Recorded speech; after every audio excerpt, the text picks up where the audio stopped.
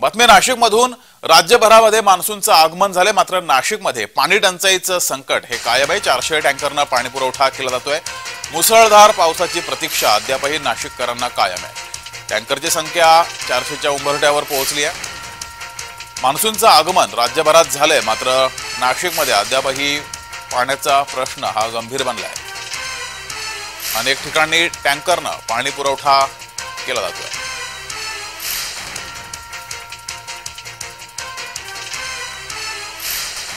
तरी दृश्य आपण पाहतोय नाशिकमधील। खरं तर संपूर्ण राज्यभरात ठिकठिकाणी मान्सूनचं आगमन झालेलं आहे। काही ठिकाणी तर जोरदार मुसळधार असा पाऊस बरसतोय, मात्र नाशिकमध्ये अद्यापही पावसाची प्रतीक्षा कायम आहे। नाशिकमध्ये पिण्याच्या पाण्याचा प्रश्न अद्यापही गंभीर बनलाय।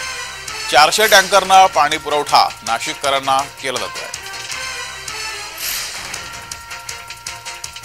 त्यामुळे नाशिकमध्ये पाणी टंचाईचं संकट हे कायम आहे। तसंच पावसाची सुद्धा प्रतीक्षा नाशिककरांना आहे।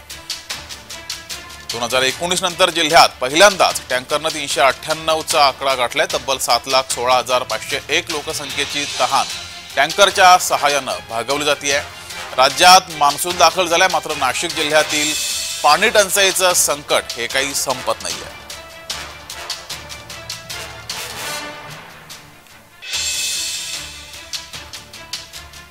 सध्या जिल्ह्यातील 362 गावे आणि 941 वाड्या अशा एकूण 1303 ठिकाणी 398 टँकरनं पाणी पुरवठा सुरू आहे।